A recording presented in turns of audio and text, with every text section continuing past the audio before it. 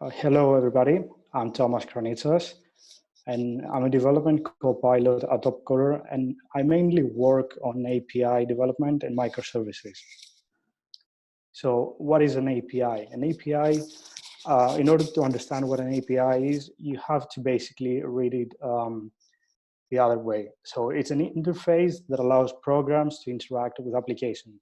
That means that an API exposes different endpoints that allow developers to read, write, edit, or delete any data from any defined data source, like a database, or even JSON files, or whatever data sources. So the microservice refers to an individual service that is part of the microservice architecture. And this architecture is a style for modern web apps where you may basically split the main functionality into smaller fragments. So why do we use microservices and we don't follow the old monolithic approach? The main reason is because of the ease of development. It makes it so much easier to develop, integrate, and maintain application if you split the main functionality into smaller pieces and you work on them separately. So this allows us to build huge applications step by step instead of having to build a single huge code base. And then the second main reason why we follow the microservices approach is scalability. So as projects get larger and larger, we have different groups of developers who work on different microservices. And even if each microservice can use different tech stacks, for example, you may have an API that's written in Node.js, and another group of developers can work on another API that's written in Java, and those two are connected on the same architecture, and they work for the same bigger application. So this allows us to do work in parallel instead of having to rely on a single group of developers who work on the same code. And it makes it a lot easier to debug or fix or do upgrades of the existing application. So how do we define an API? We need a way so both the backend developers can understand how the API is expected to work, while at the same time how the front-end developers know how they are supposed to use that API in their application. So for that, we use Swagger, which is one of the most popular tools for defining an API. So let's get started and go into the Swagger editor, where we will start our first Swagger. As part of this webinar, we will build an API for the achievements for our users. So if you go to editor.swagger.io, you can see this interface, which most likely will have a template of a Swagger file on the left side, which is written in YAML. And on the right side, you will have the preview of what you are writing. So you can open the endpoints and see the parameters and the expected responses. Or if it's a post or put endpoint, you can see the expected request bodies. So let's start by defining the models for our application, which you can see at the bottom right screen. And let's start with the achievement type, which makes sense to have as a model. By model, you can think of it as a table in the database. So our model can have a name, which will be a string, and we'll also have an ID, which is also a string.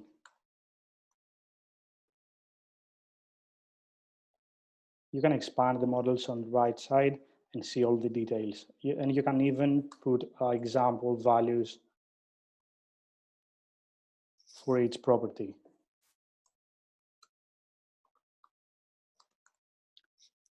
This way you can help the front-end developers understand how they are supposed to use each model on each endpoint and how they are expected to consume the data that the API returns back. We are just going to use a few properties here, the name and the ID, and we can see later if we need to add more. Let's create one more model definition here for the actual achievement.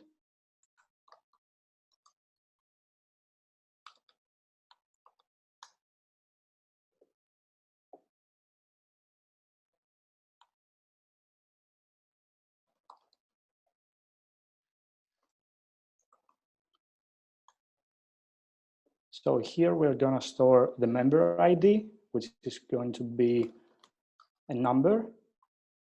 And we can also store the achievement ID.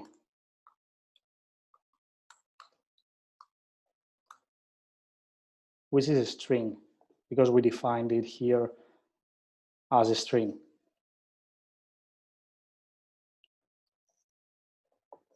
Now let's go into the path definitions where we will define the actual endpoints for the API.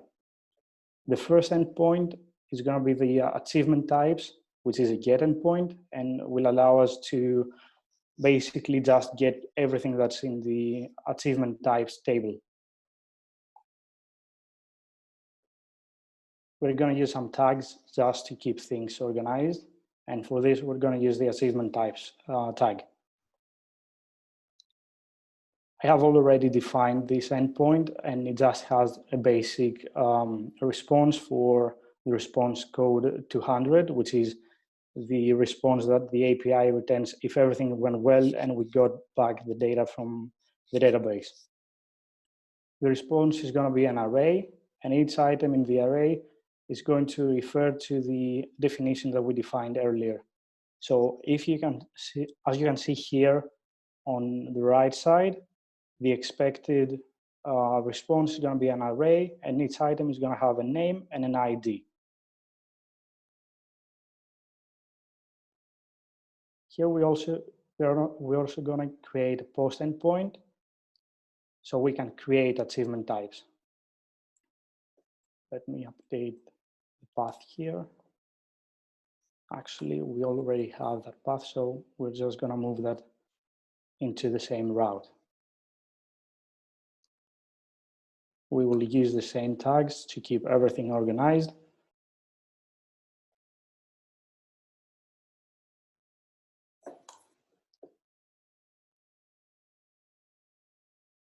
And here, as you can see, in the request body, which is defined in the parameters of the endpoint, we have the body, which is a required property, and the definition is the same. The only thing here is because we are going to use MongoDB, and MongoDB creates the IDs automatically, we don't have to provide the IDs. There are two approaches here. We can either create a new schema in the definition sections just for the request body and just remove the ID property, or we can just leave that here and perhaps leave a comment that the ID property is not required to be present in the body. Hey Thomas, sorry to interrupt you. There is a question in the chat that, hi, I can see a lot of code. Have you deleted all the code after the 50th line? Sorry? The question is, I can see a lot of code. Have you deleted all the code after the 50th line? Which code? Are you referring to the paths? Let me allow him to speak up. Yeah. Yeah, you can speak now. Yeah, actually, I just opened editor.swagger.io, and I can see that this contains like 500 lines of code. So I just wanted to ask if you have deleted that, or I mean, you just edited a new snippet. Yeah, so basically when you first open the Swagger editor, there is a sample Swagger which has some definitions and some endpoints as an example. I just deleted those and I created the ones that we are going to use in this webinar. Okay, thank you. You can simply delete everything and just start from scratch.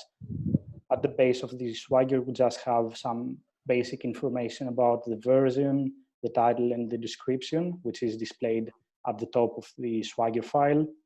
And then we go directly into the path definition and the definition of the actual schemas, of the actual models. Does that make sense?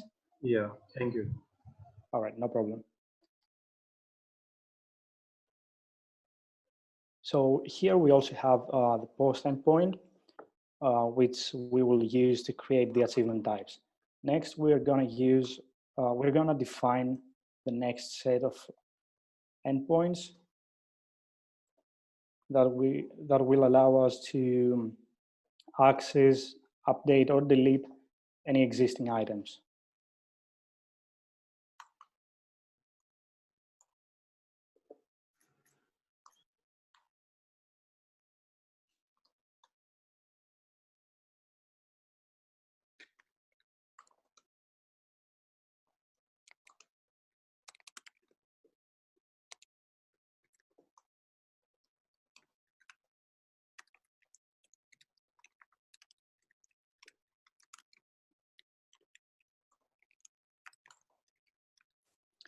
So here I'm defining the get endpoint for getting a single achievement type. Let's also add some tags here to make sure everything is organized. And because we have an ID property which is defined on the path, we need to define it in the parameter section. So the ID is going to be in the path, the name is going to be ID. It has to be required, and the type needs to be a string, because when we defined the model for the achievement type, the ID is a string. Thomas, would you So now, what would you want yep. to iterate? Like we have a newbie question. What's an endpoint? So would you like to explain that a little bit right now? It will make a lot more sense later when we jump into the code, but an endpoint is basically a method that an API exposes that we can call and make a request and get back some response from the API. But it will make a lot more sense when we go into the code. Yeah, sure. So now we need to define the response. We already have the basic schema here from the template, and we just need to define the actual response, which is going to be a reference to the existing definition.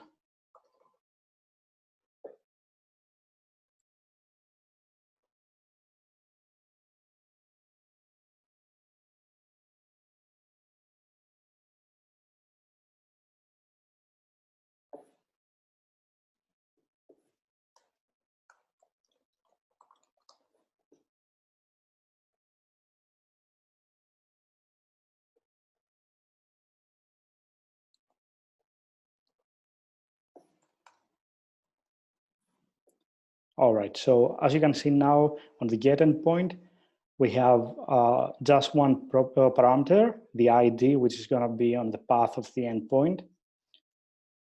And the response, if everything went well and we could access the database, it's going to be a JSON object, which will have the name and the ID of the achievement type property, the achievement type model. Now we will define the put and the delete endpoints. The put is going to be for updating any existing data.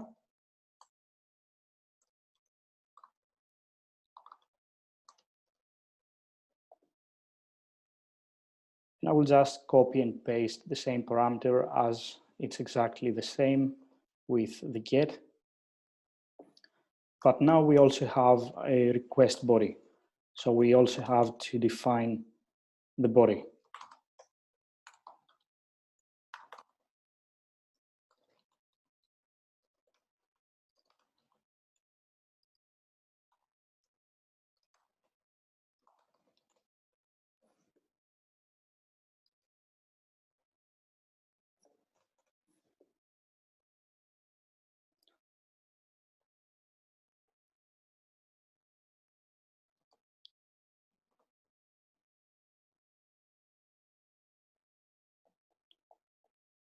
The response is going to be the same with the get endpoint.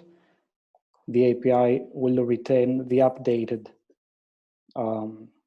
object, So now you can see here that we have the description of the endpoint. We have two parameters. We have the ID, which is from the endpoint path, and we also have the body, which is going to be the request body, and we'll have the updated data for that achievement type.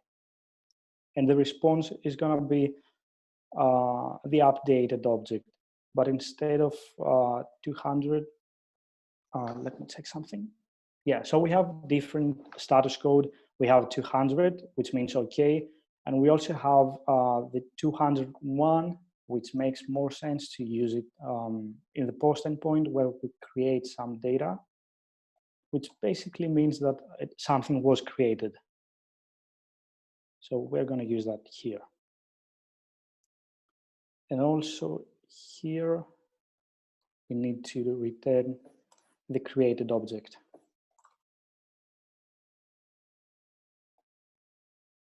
So now we have the basic operations, and we also need an endpoint for deleting an existing achievement type.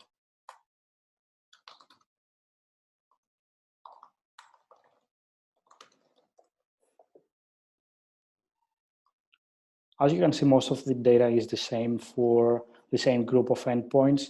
So we can just copy and paste things from here, from the previous endpoints to the new endpoints.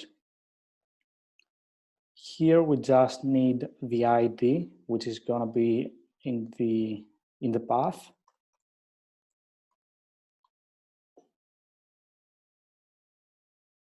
And for the response body, we don't have to return anything because we're just deleting some data, and we're just going to return 204, which means no content. So if everything went well, the API will just say that the operation was done and there's nothing to return.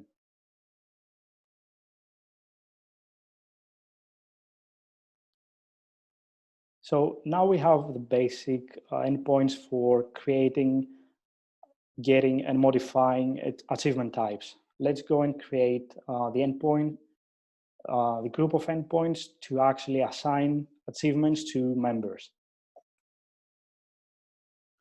The route for this group of endpoints is going to be members / member ID, which is going to be a parameter, and then achievements.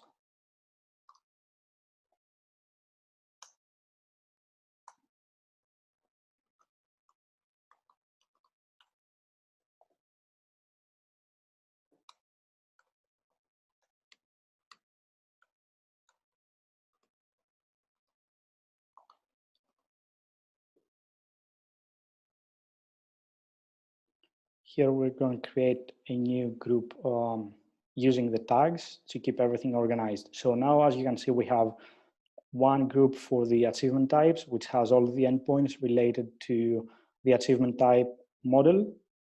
And here we have the member achievements, which will have all the endpoints that are related to assigning achievements to members. So this way we keep things organized.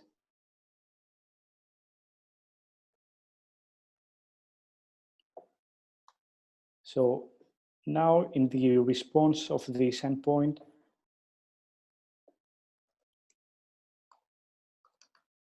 we're going to define it as an array, and each item in the array will be a reference to the existing schema.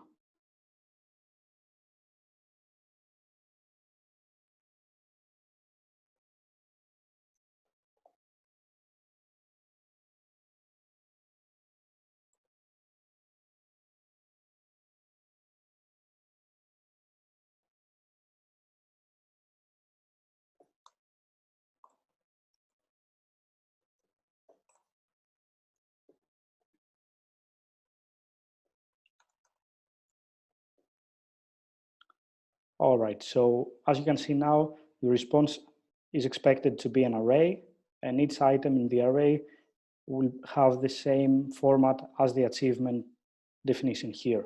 We'll have a member ID and achievement ID.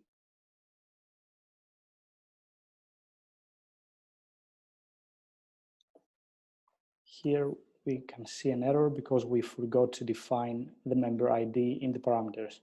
So I'm just going to copy and paste that from here and rename it based on the member ID. So now we have the first endpoint for the member achievements, which has just one parameter, the member ID, and it's expected to return the array with all the achievements for that specific member. Now we are going to create a new endpoint for actually assigning achievements to a member. This is going to be a post endpoint.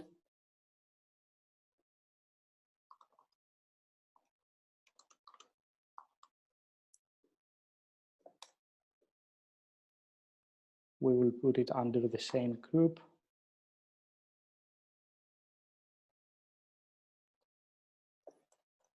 And now we also have the same member ID parameter, but we also need to define the request body. So this parameter is going to be in the body. It's going to be named as body. It is required.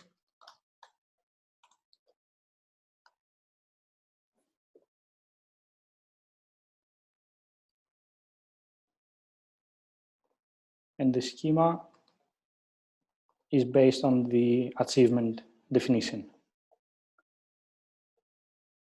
And for the response body, we are going to return the same thing as the get endpoint.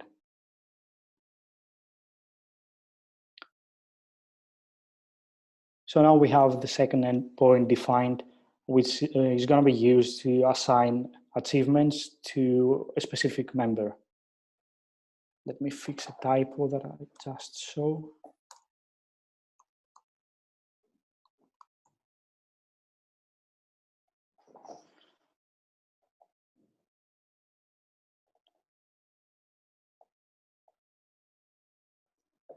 All right, so as the last thing, we're just going to create one more endpoint to delete a specific achievement from a user.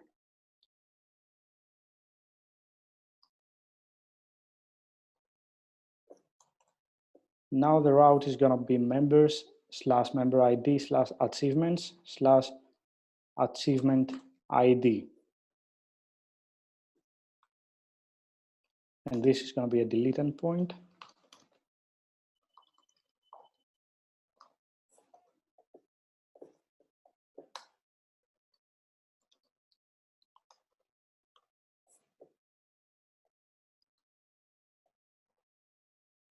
And it will have two parameters, one for the member ID and another one for the achievement ID. And the response is just going to be 204. Because this is a delete endpoint, we don't have to return anything. Let's put that under the same group using the tags. And now we have the final Swagger with all the endpoints and all the model definitions defined.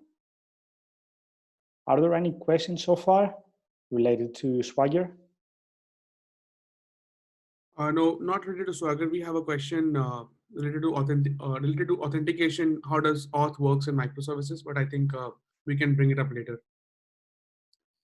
Yes, we can talk about security and authentication later.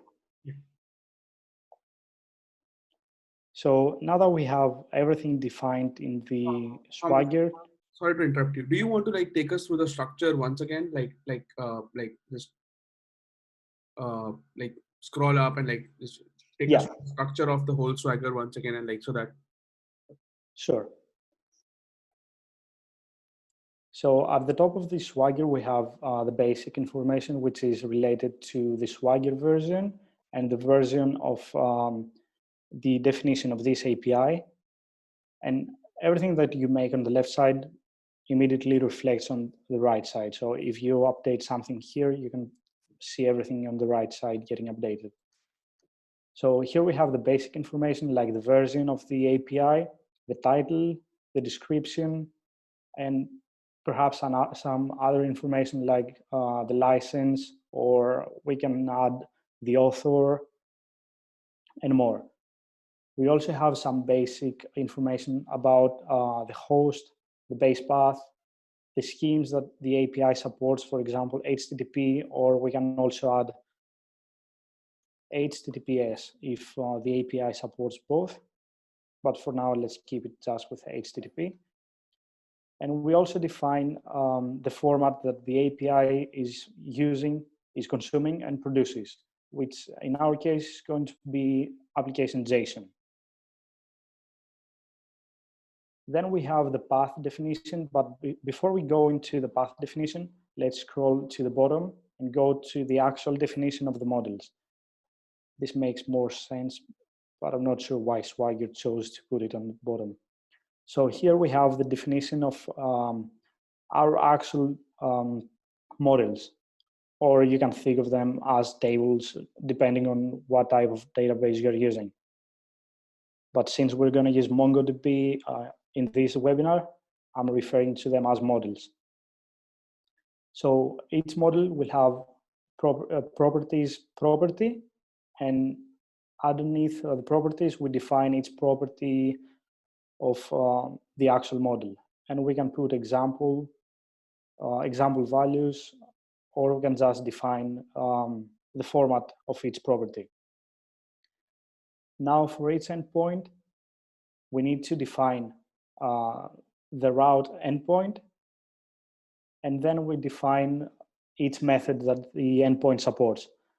The methods can be get, post, put, patch, or delete, based on what operation you need to do.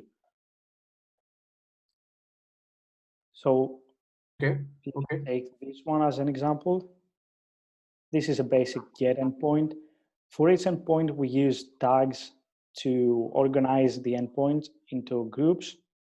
So as you can see here, we have two different groups. We have the achievement types, and we have the member achievements. So this is just a way to keep things organized. And then we need to define all the responses that the endpoint can return. Another example here could be 404.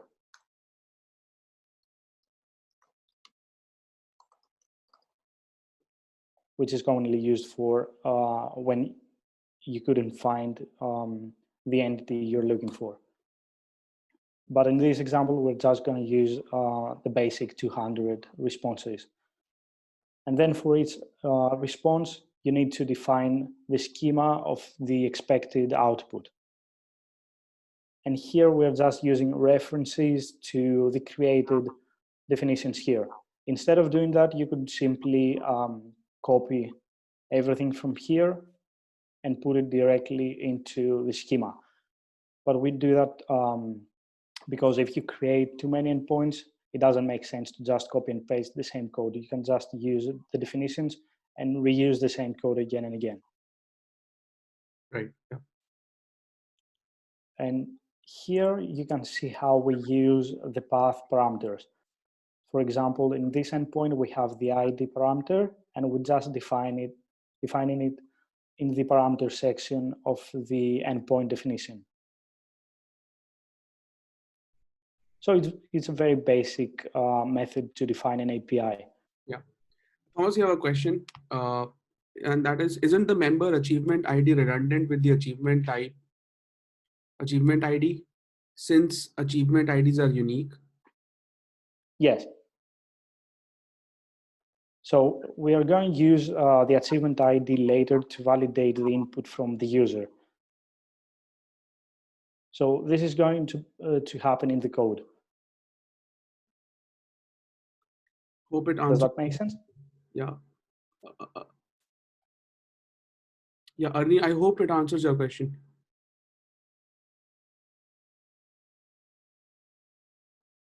Yeah, we'll wait for a response and I'll let you know. Yeah. All right. So let's go into actually writing the API code. Before I start, I'm just going to start MongoDB. And now I will create a new folder on my desktop.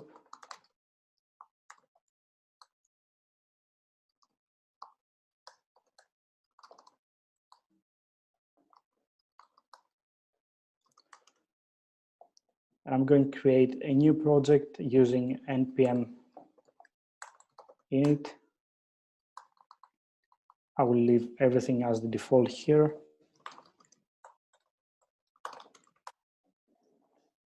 And I will open the project using Visual Studio Code. So I'm using npm for managing modules. I'm going to assume that you have already installed Node.js on your system. And now we have the basic package.json file, which has the basic information about our project. It is expected the main file to be named as index.js, so I'm going to create it. You can also create files from Visual Studio Code, but I'm used to using the terminal, so I'm using the terminal to create different files. And I'm just going to create some basic folder structure for our project before we install any dependencies. I will explain each folder later once we write the code.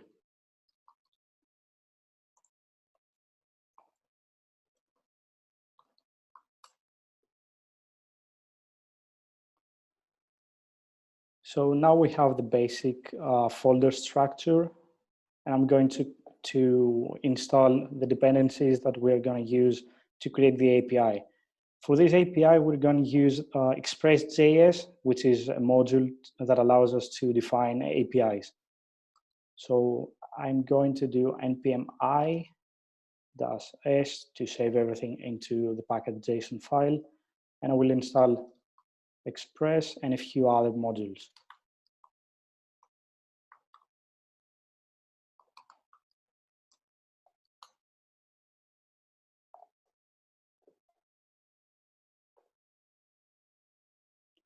As you can see, when you install any packages from the terminal, it automatically updates your package.json file.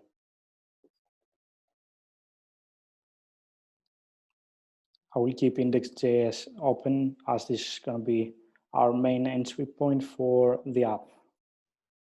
Let me also open npm so we can see the documentation of each module that we are using. And let's start by using the Express module.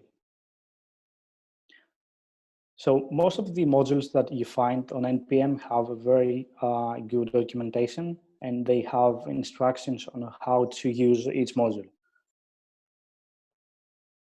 So I will just copy and paste everything from the documentation here. But to keep things organized, I will use some configuration file where we can store everything like the port that the API is running and stuff like that.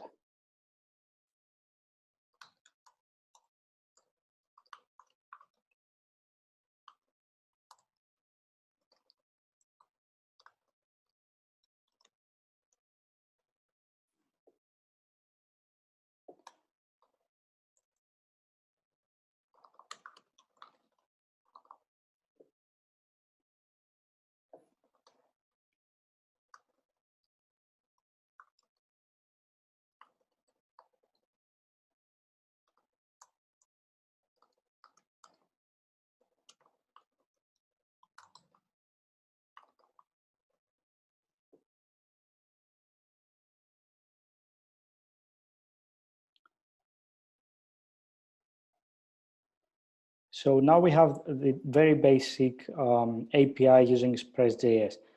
I will go into the terminal and start this so you can verify, we can verify that it actually works.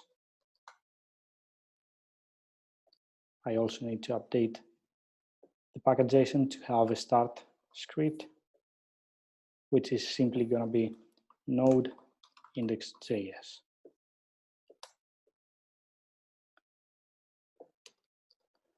And for verification, we will use Postman, which is a very powerful tool for testing different APIs.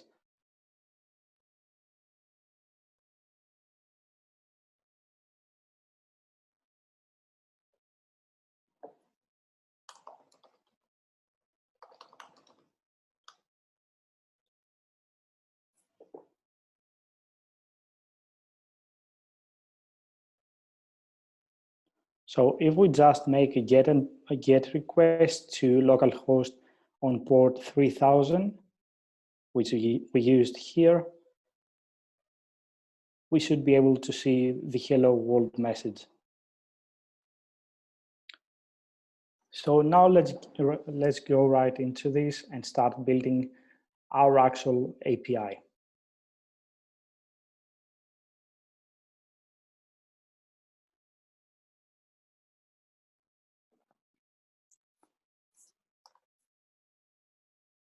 Since we're going to use Mongo as our database, I will install Mongoose, which is a library for managing, for accessing MongoDB in Node.js application.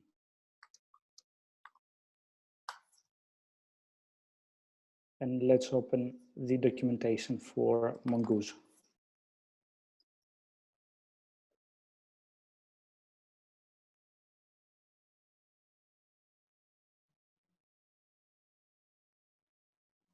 So the first thing we need to do is to basically import the module, and then we need to connect to our database.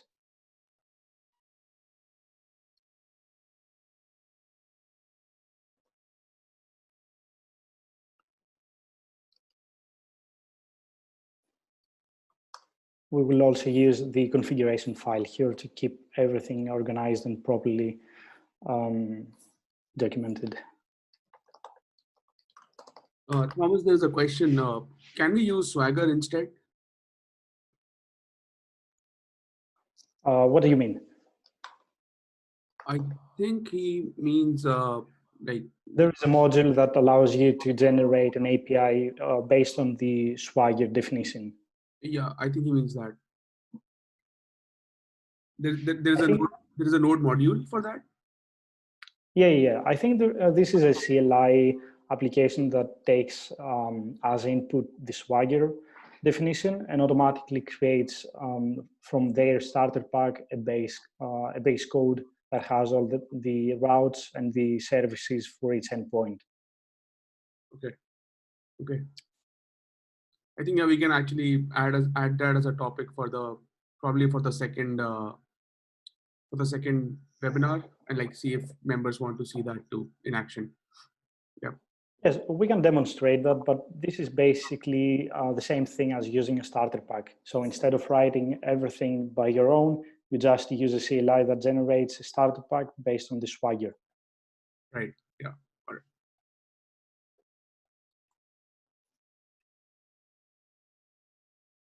So our MongoDB instance is running on port 27017. So I need to configure that here. And we also need to define the name of our database. All right, so now that we have the configured variable here, we're just gonna pass it here. And the connect method is gonna return a promise, so we can use the then method, just make sure that we got connected to MongoDB.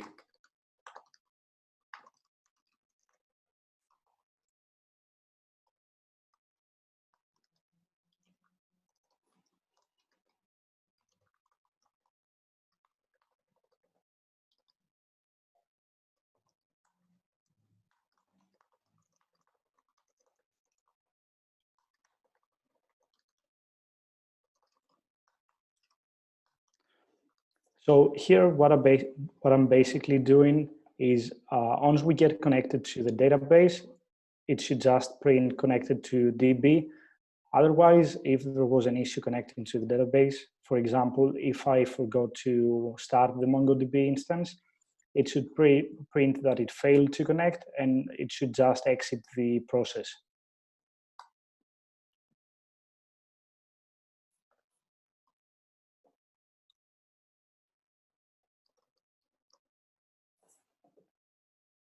All right, so starting the API now prints that it's running on port 3000 and it got connected to the database. So we should be fine to move to the next step.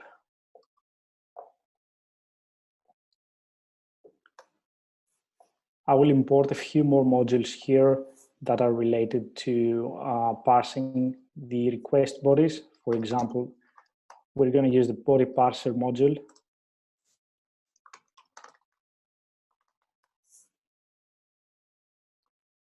Let's also go into the documentation, which basically converts the request body into JSON object.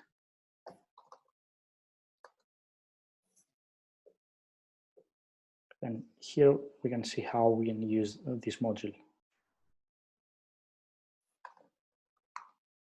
So I'm just going to add it into the app instance as a middleware.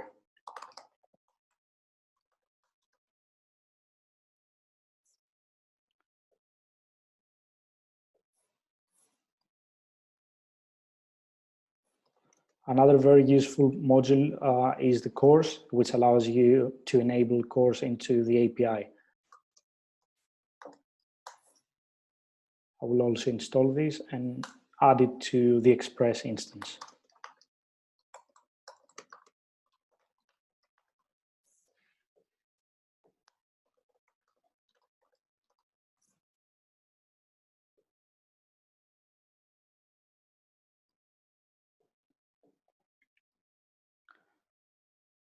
So now we have everything related to the basic setup ready, and we can start writing the actual code for each endpoint.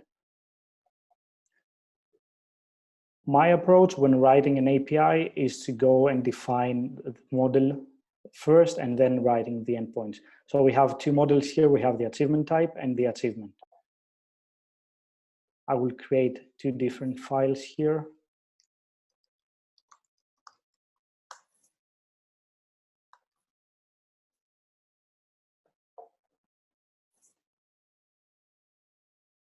And I will also go back to the Mongoose documentation.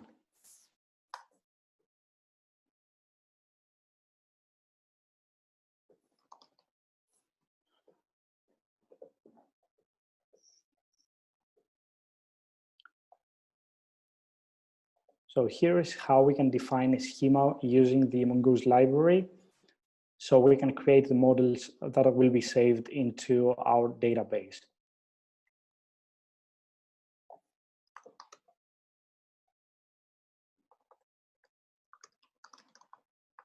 First thing, I will just import Mongoose, and then I will extract the schema method from Mongoose. And then I will define the first schema.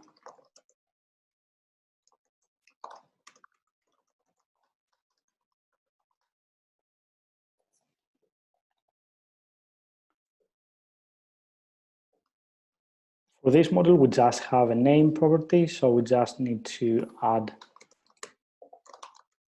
the property here and define its type. It's going to be a string and it's going to be required.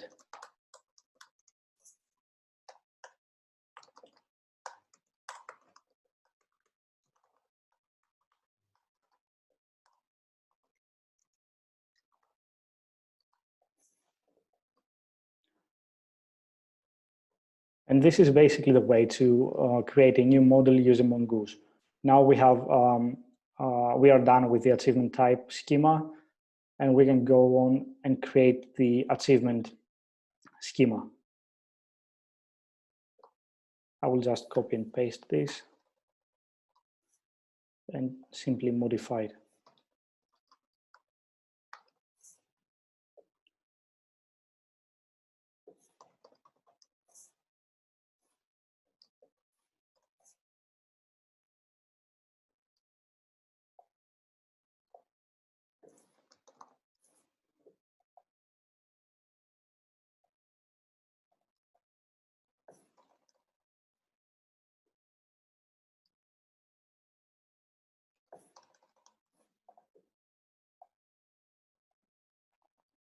All right, so now we have all the models created, and we can go and define our routes.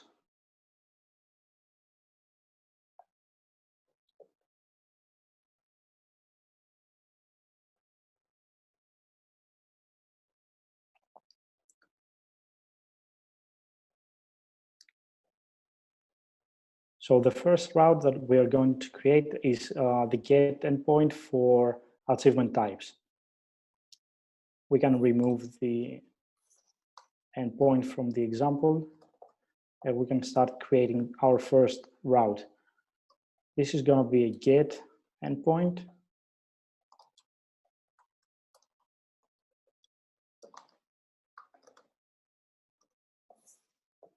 And now we need to provide the method that will be called when we make a GET request to that endpoint. For this, we're going to create the controller.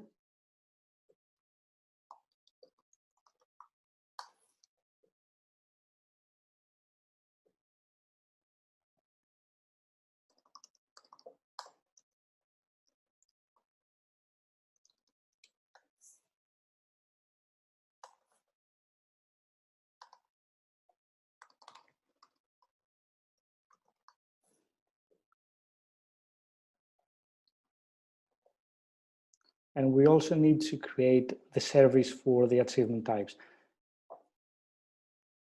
So the approach of controllers and services is a very common approach when creating APIs. We have other routes defined directly into the main file, or depending on how large the API is, perhaps you can have a route file where you define all the endpoints, and then we define the controllers inside a different file to keep things organized. And each method from the controller will get the request from we'll get the request and the response objects and call the appropriate services that interact with the database. Okay, let's create the achievement type service.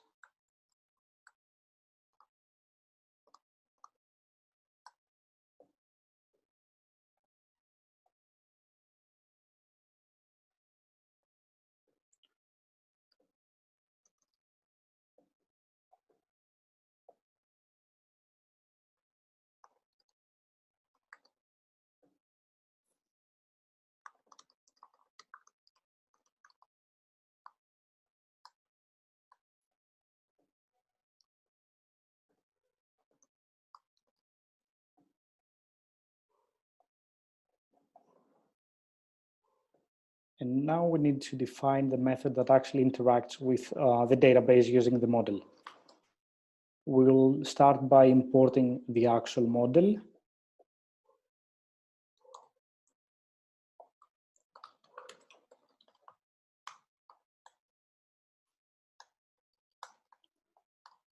And then we will define the function that actually we'll use to call when we need to interact with the database.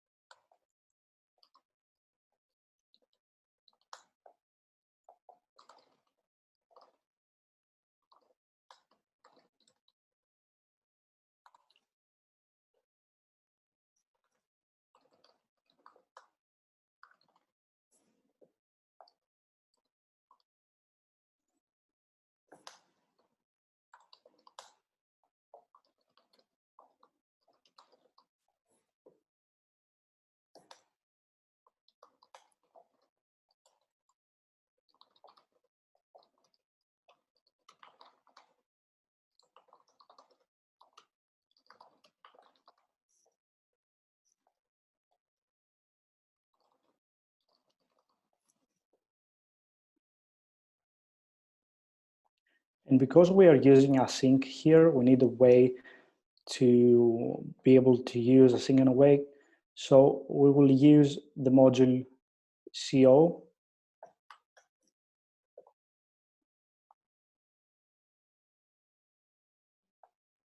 that allows us to use async or generator functions. So inside the helper folder, we're going to create an index.js file. And here we will import the module co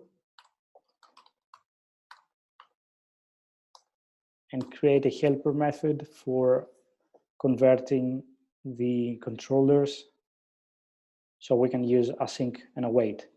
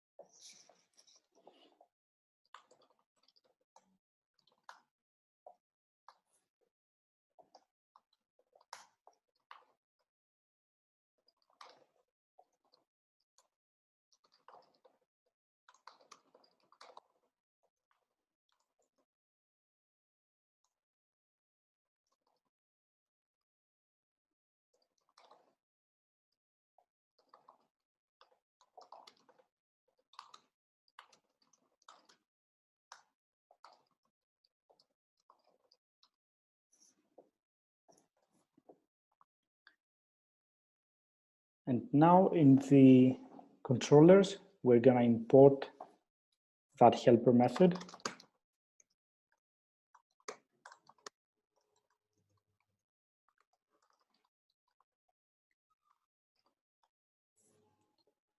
And here in the module exports, we're just gonna wrap those methods with the same method that we defined here.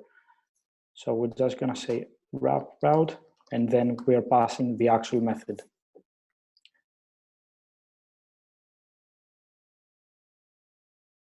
And now that we have both the controllers and the services ready, we can go into index.js and import our controller and define the route.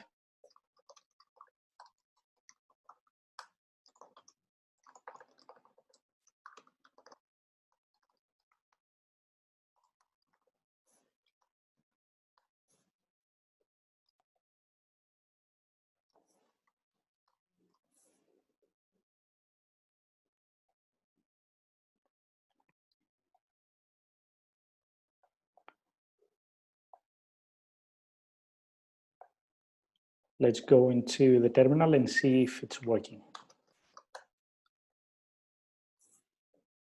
All right, so if we go back to Postman and we try to make a GET request into that endpoint,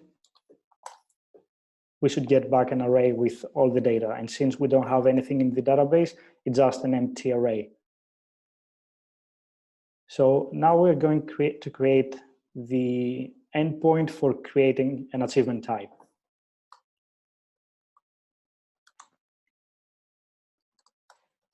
This is going to be a post request. The route is going to be the same. And now we're going to create a method named create inside the controller. I will just copy and paste everything from here and just rename a few things.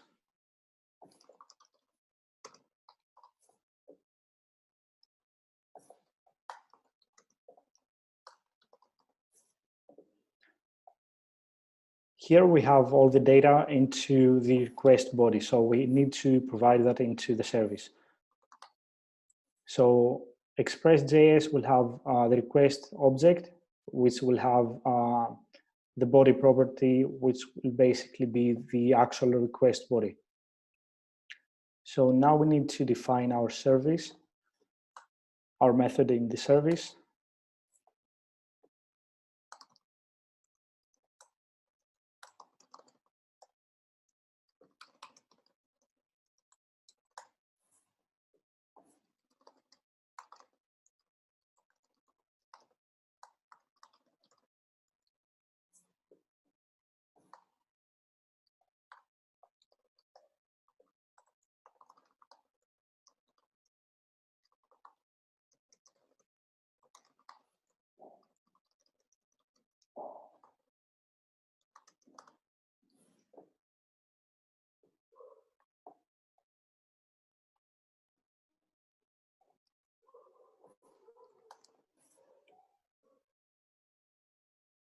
All right, so we have the service ready, we have the controller ready, and we also have the route ready. If we simply restart the API server, we should be able to make a post request into the same route.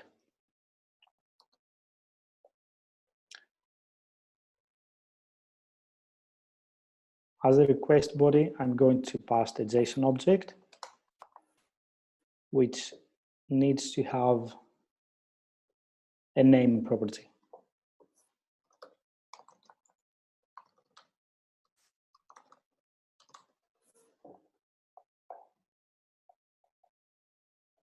All right, so as you can see here, Mongoose created the object into MongoDB and automatically created the ID property.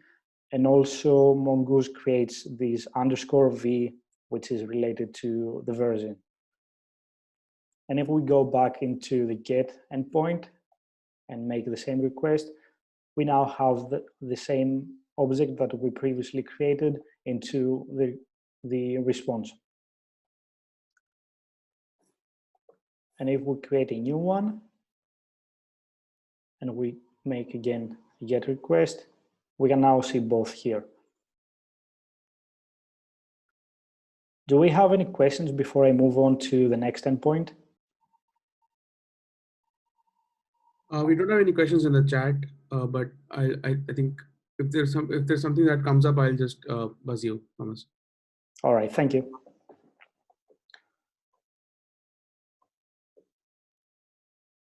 So the next endpoint will be a get endpoint to get a single document from the database. There's a question: how is the service called by the server? Can you explain the question, please? I'm not sure I understand.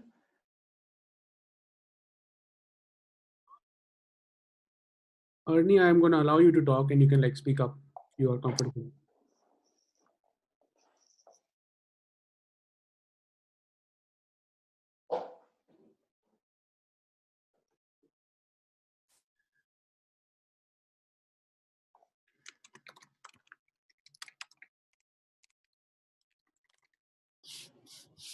Hi, can you hear me?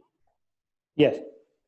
Yeah, I just because all of these are still new to me, so I just want to ask, so you have created a server through Node.js to host the API, right? That's right. So I just want to know how does the server call this service, and then for that service to call the controller, how does the server basically call the service? Got it. So how do we get from actually making the request from Postman into the final service file here? Yes. All right. So we are using Express.js, which takes care of creating the HTTP server and calling the methods that we are providing. So let me give you an example. If I create a new endpoint, which is going to be example, here I can just pass a simple function that has the request and the response objects as parameters. And here I can just write the logic of what that endpoint does. So instead of doing that and writing everything here, we are organizing everything into controllers. So instead of passing the function here, I'm just importing the controller from the controller file. So here we have the actual methods. So we have these two methods exported from the controller. So basically, when you call this endpoint, this is the method that actually gets invoked. And when you get here, you just call the JSON method from the response object that is responsible for returning the response to the caller. And here we're just awaiting for this method from the service. So it's just a simple way to organize everything instead of having everything on a single file. Does that make sense? Yes. So it's actually the other way around. So Exactly. So it's from the controller going to the calling the service. Exactly. Is that all right? Okay. So as you can see here, I just created an example endpoint with just a simple function that calls the JSON method of the response that this function gets.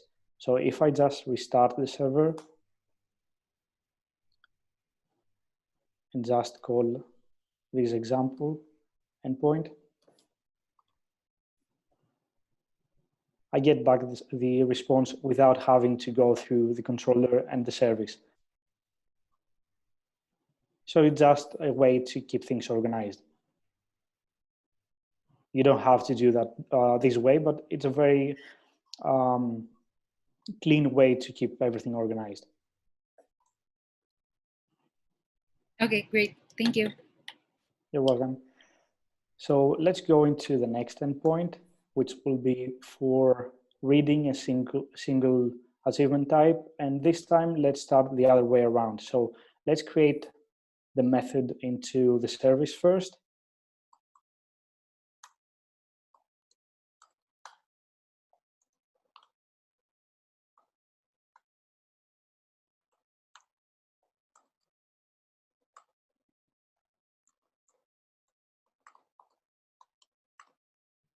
Thomas, we have another question. That is, what's the use case of CO?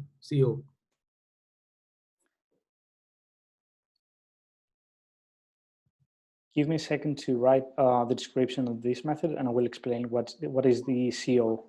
Sure, yeah.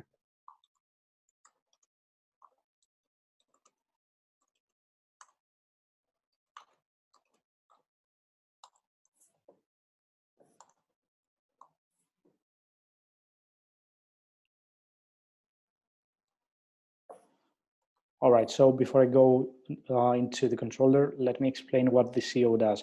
So as you could see previously, when I created the example endpoint, I just provided a simple function that gets called immediately when you call that endpoint. Because we are using async and await, if we don't use CO, it will return a promise instead of the actual data.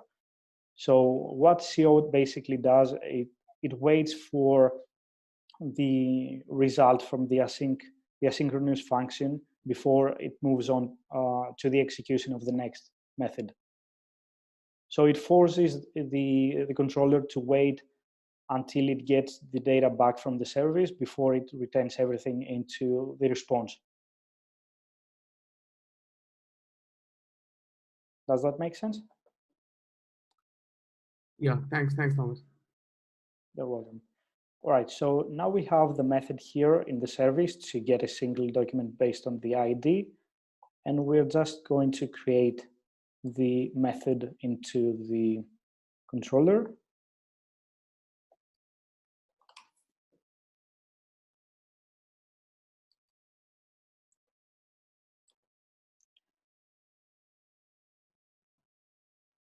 And if we go back into the Swagger definition, we can see that we have an ID parameter which is into the path.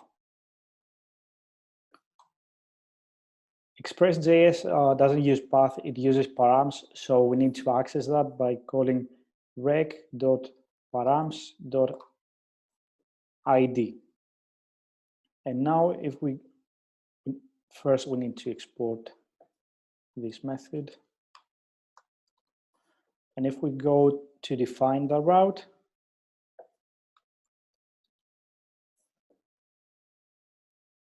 the endpoint will be achievement type /ID.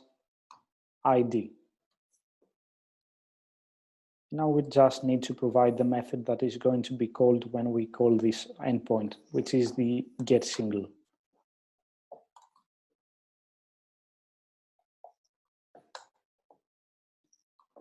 I'm going to use nodemon, which is a simple tool that will restart the server automatically without need to run npm start every time I make any change in the code. So now if I just make a simple change, it automatically restarts the server. Okay, so now if we get the ID of a single document and we just put it into the ID parameter, we should be able to fetch a single document.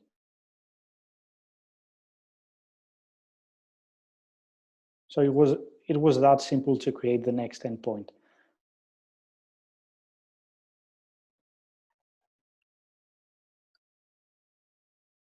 Here we can also add some code for error handling. For example, instead of returning the response immediately without checking anything, what we can do is we can put it into a different variable.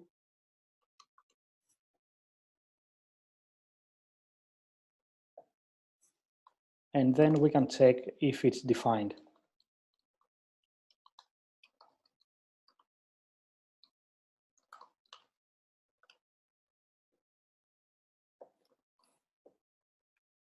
So now if we go here and we just put anything into the ID, we are getting 404 not found, which is the expected response if the ID is invalid or doesn't exist in the database. But if we just provide a valid ID, we get back the document. We will discuss more about error handling and a better way to handle different status code into our next tutorial, but for now we're just going to keep this simple. Let's go into the next endpoint, which is going to be the put endpoint to update an existing document. This has two parameters, the ID, which is going to be in the path, and we also have a body, which is the request body that has the updated data. Let's start again from the service. I will just copy and paste a few things here.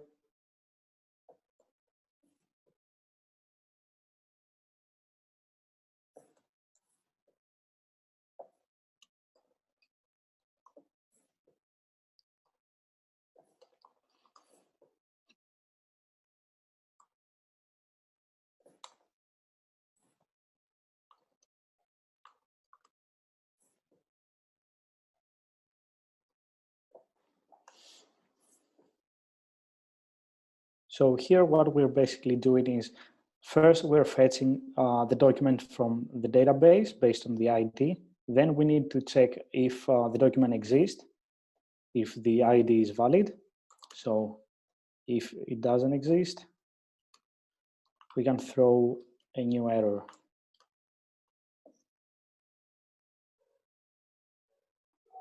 And let's also import lodas, which is a library that has many helper methods.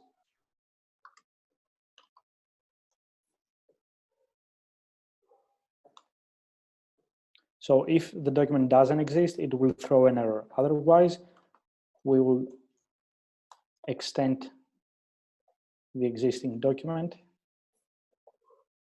based on the updated data object.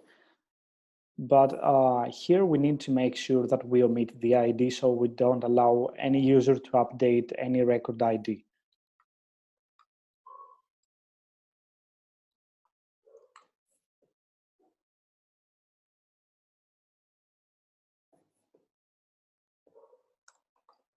And then we need to save the document and return it.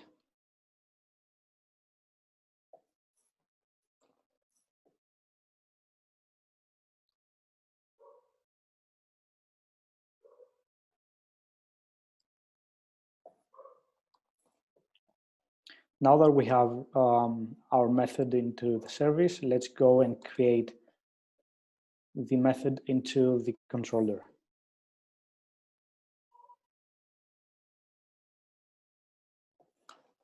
But because here we are throwing an error, here we need to use the try and catch syntax so we can catch the error and return the appropriate response code.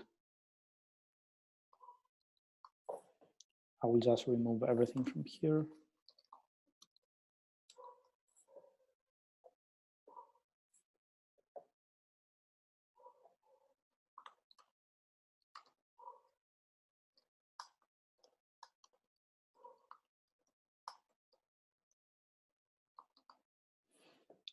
So here again, we are passing the ID from the params and the request body.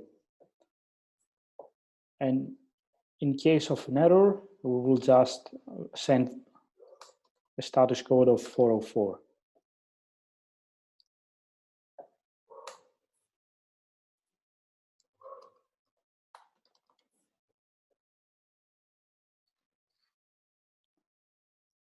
And finally, let's go and just define the endpoint.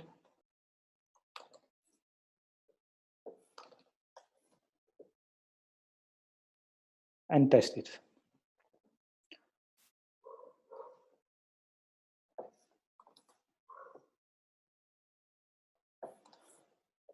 So if I make a GET request, this ID is from the sample achievement record. And if I change that into a PUT request and pass a new name,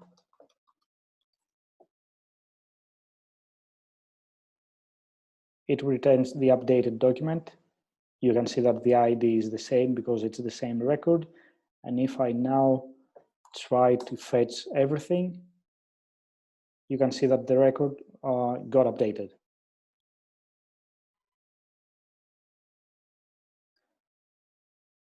Now let's go and make our final endpoint for the achievement types, which is going to be the delete.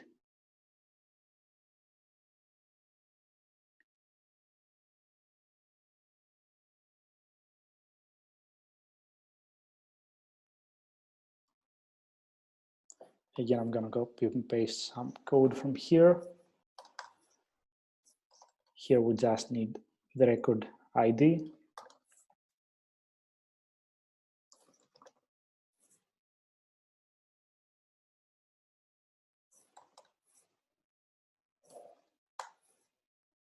And we are simply going to call the remove method from the Mongoose object.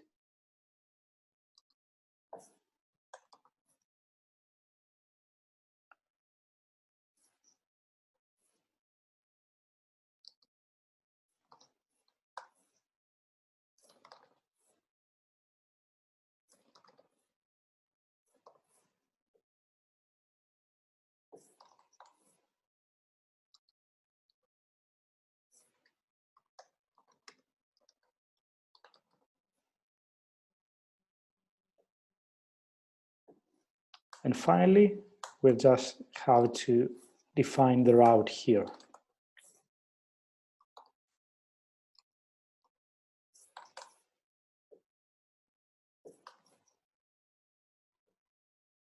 Now, if I go back here for the same record and I change the method to delete,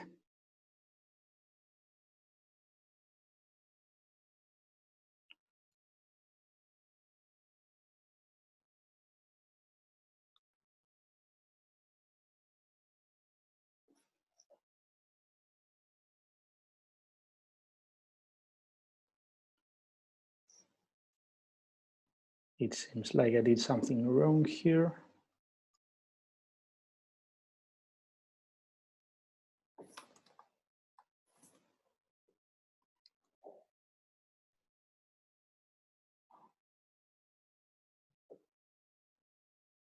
Yep, I accidentally called the delete method instead of the remove method. So if I now go back here, it should work. And now if I make a GET request, it should not have this updated name record. All right, so everything seems to be working perfectly fine so far. And if I just try to make the same request again, because the ID does not exist into the database, we should get back 404. Yep. So now we have created all the endpoints for the achievement types model.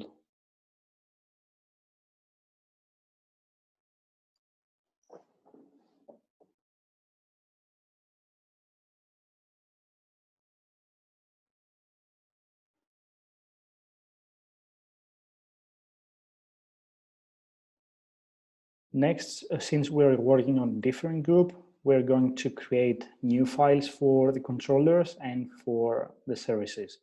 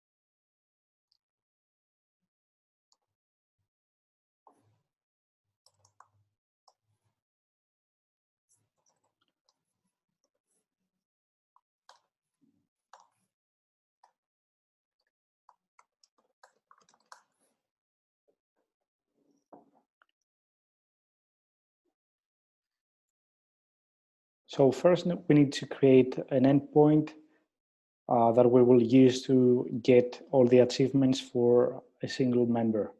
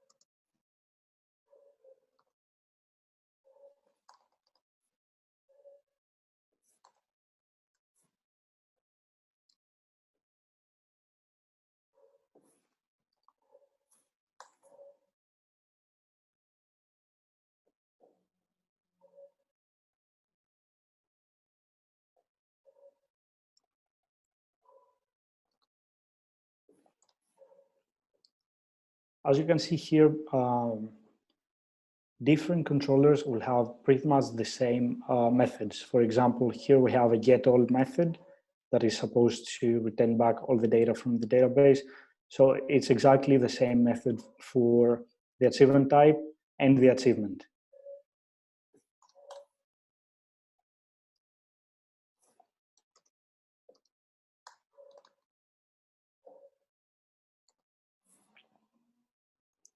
And this is because the controller is simply the handler that is called when you call an endpoint. So it just has the very basic logic. There's no business logic within the controller. Everything that the controller does is calling the appropriate services to get back the data.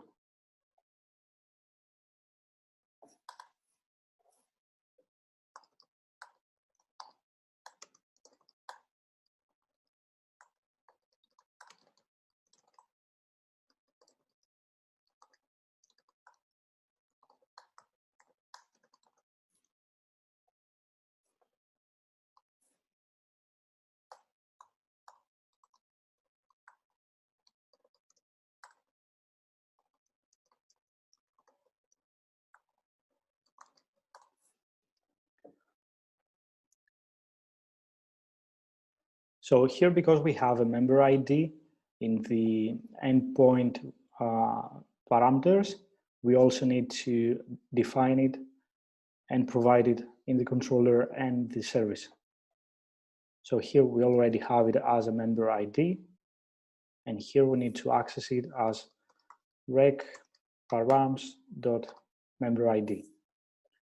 And the service should expect to get that ID to use it for searching.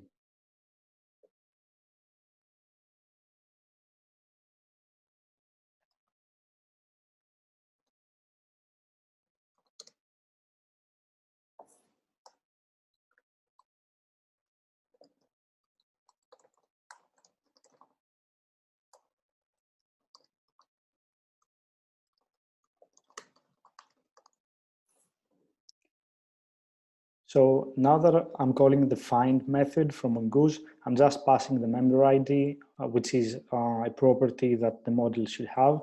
And Mongoose will use that to filter the records for that have the same member ID in the database. So if we have records for different members, using the member ID, we should be able to filter the results based on the member ID filter.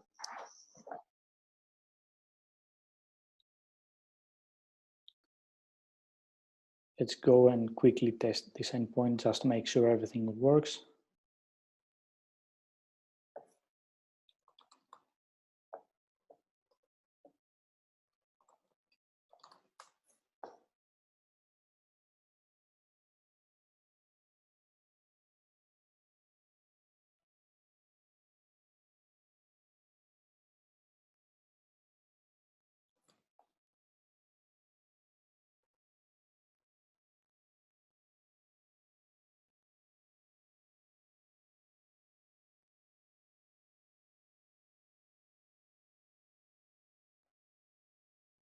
All right, so this endpoint works, but because we don't have anything into the database yet, we just get back an empty array.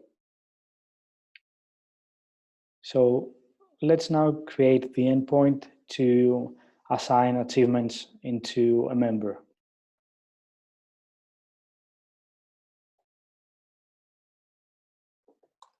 Let's start using the service.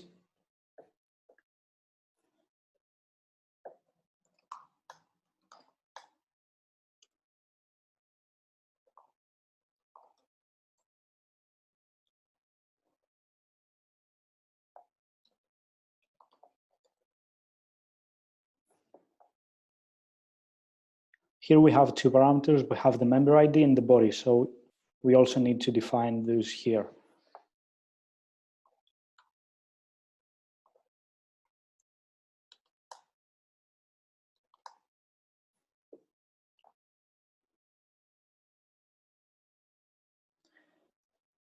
Now, because we are using an achievement that is an achievement ID that should match a record from the achievement type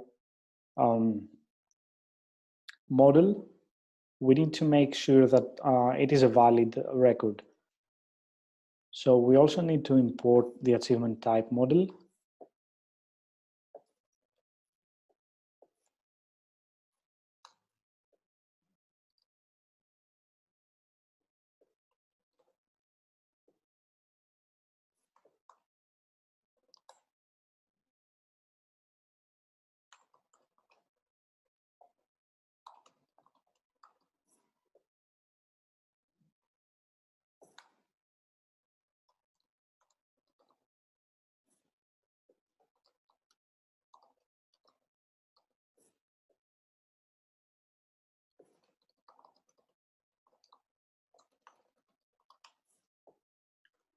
And now we need to make sure that this is a valid achievement ID. So we need to query on the achievement type model.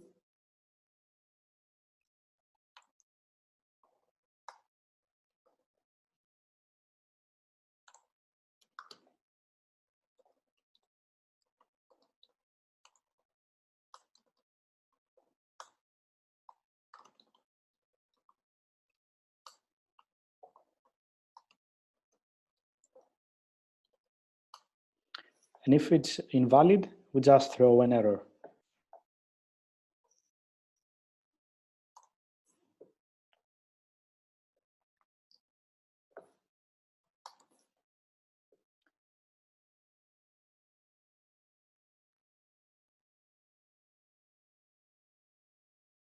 Another check we can make here that would make sense is to see if the member already has the same achievement.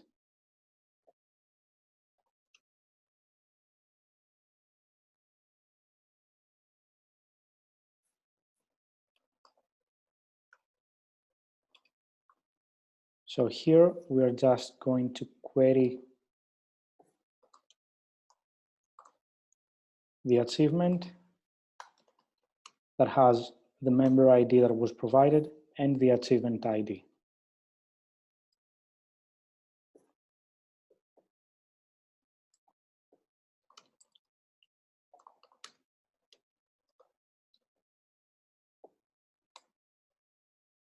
So here again, if it is already assigned, it will also throw an error. Now that we verified that the achievement exists and it's not already assigned to the member, we can go ahead and create the record.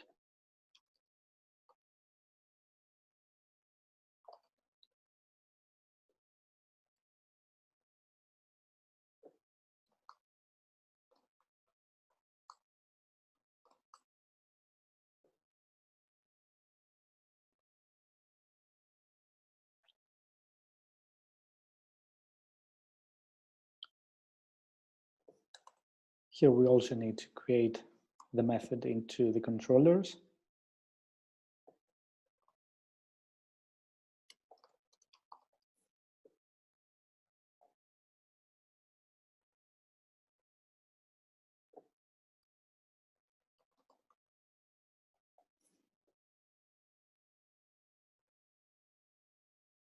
And here we're just getting the achievement ID from the request body.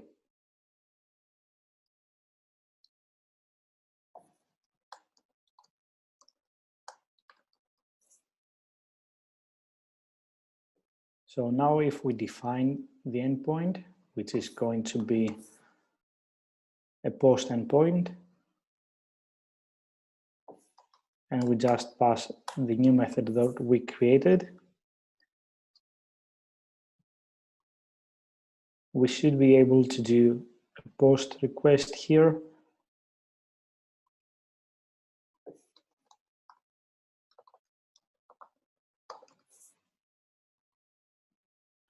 We don't have to pass the member ID because we're getting it from the endpoint parameters.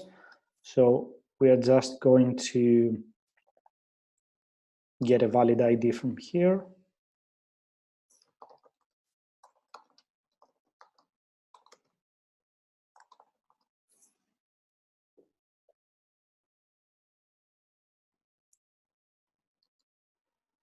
Let's make sure there are no typos in here.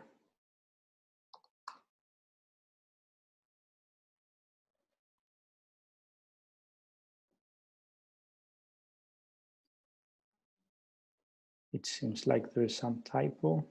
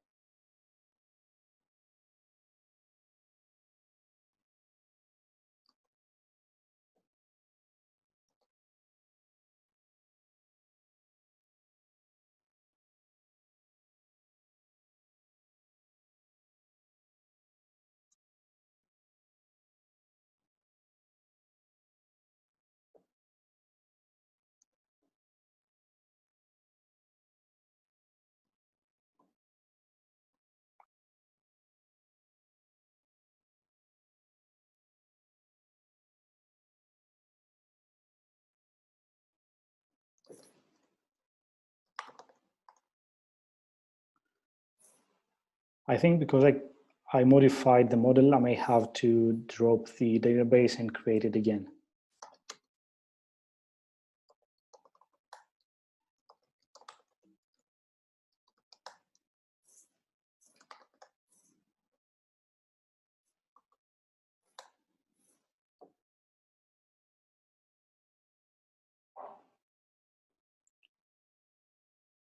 But now I also need to create some new achievements.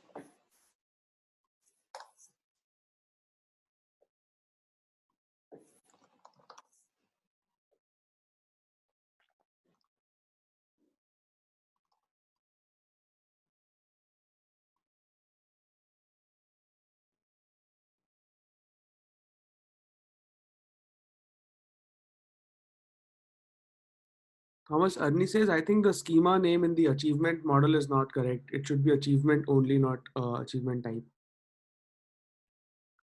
In which file? The achievement model, the schema name in achievement model is not correct. This one? I think, yeah. Arnie, do you want to help? It doesn't really matter because we're just creating this this const here and we are passing it here, but the model name is achievement here. So it doesn't really matter. Oh, okay. Yeah. But let me fix that. I'm sure there is a typo somewhere, but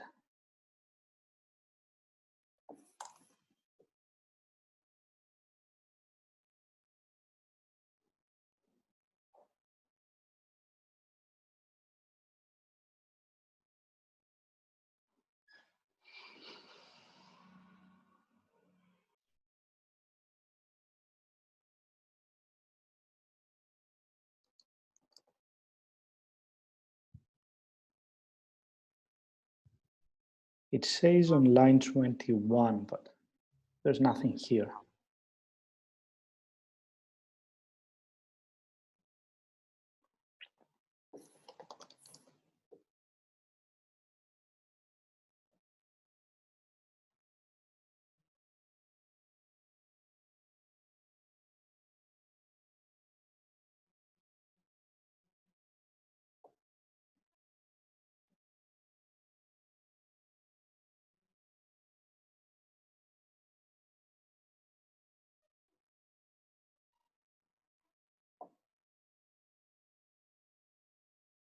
All right, so now it says that we are missing the member ID.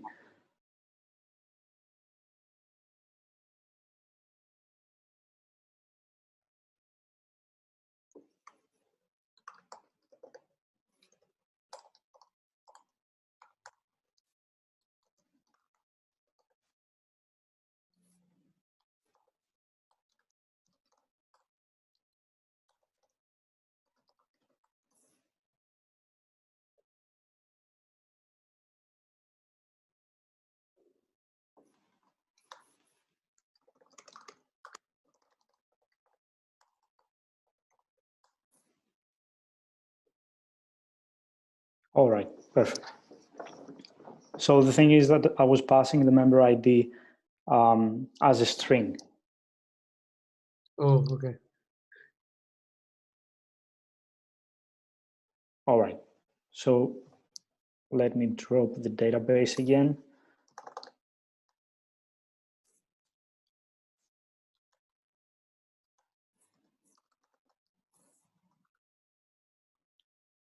And simply create a sample record. All right, so let's create an achievement with this ID for the user 12345. And now if we try to get the achievements for that user,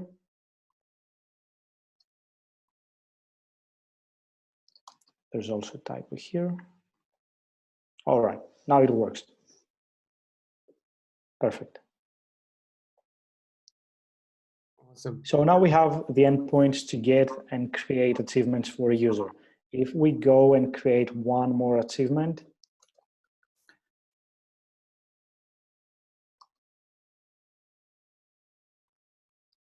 and we create that for the same user,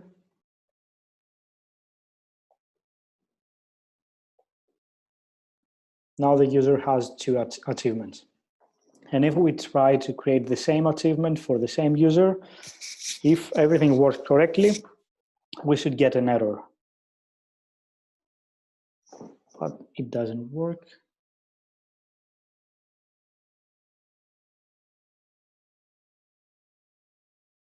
Yeah, because I need to wrap it into a try so I can catch the error and show the appropriate HTTP status code.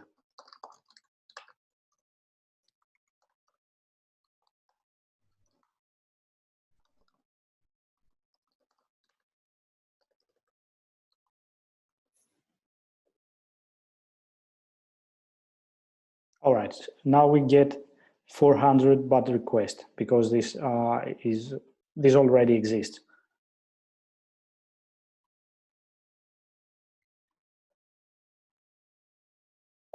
Okay, so the final endpoint will be to be able to delete an achievement for the given member ID. Let's start again from the service. I'm gonna make the window a bit larger. And I will also copy and paste some code.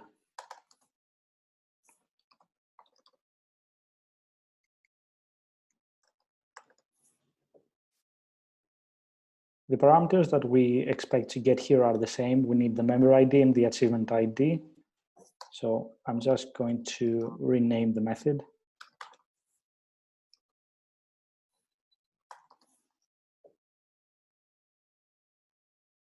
And here we don't need to check if the achievement is valid. We just need to check if it exists.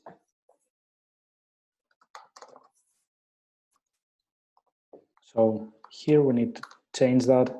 So if it doesn't exist, it should throw an error. And if it exists, it should remove it.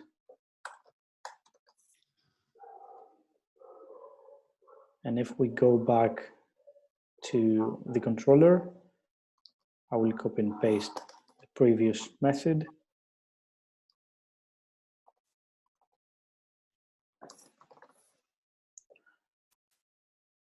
And here, instead of the request body, we're getting the achievement ID from the parameters. So we're using recparams.achievement ID.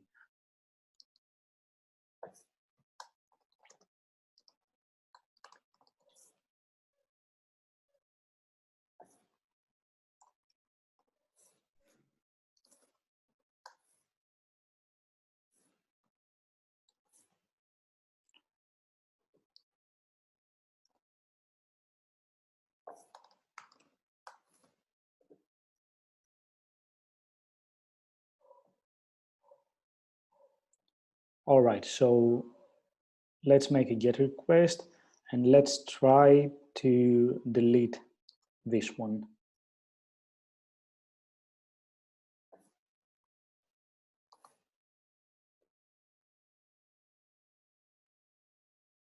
All right, it worked. But here, one change we need to make is that we don't need to return the removed object.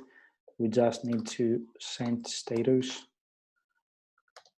204.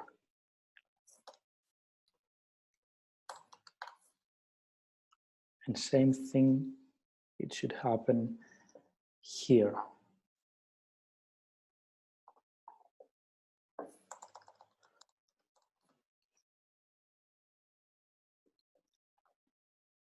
So now if we just make a GET request, it should only have one record. Awesome. All right, so everything seems to be working perfectly fine. We created all the endpoints from the Swagger definition, and everything is saved into the database. So if I just stop the server and run it again, everything is saved into the database. We get back the same data.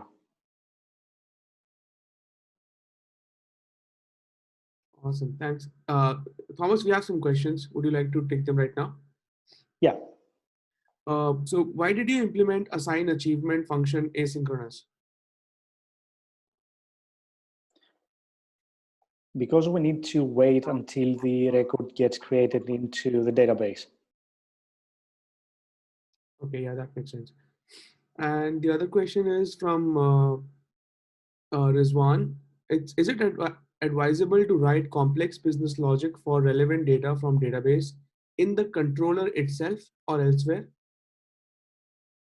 So the controller should just have the basic logic, like which service method needs to get called, or perhaps here we are just wrapping everything into try-catch, and the main business logic should be written within the service. So the service layer is the layer that needs to interact with the database and has everything related to the business logic, and the controller should be kept as simple as possible. Perfect. Thanks. That makes sense, Thomas. This is why you see the methods are pretty much the same between different controllers. So here we have a getAll method, and here we have the exact same method, and we're just passing one parameter. But everything else is the same. Here we have a create method, and here we do the same thing, but because we have data validation, we just wrap it into a try-catch to be able to catch the error. Right. Yeah.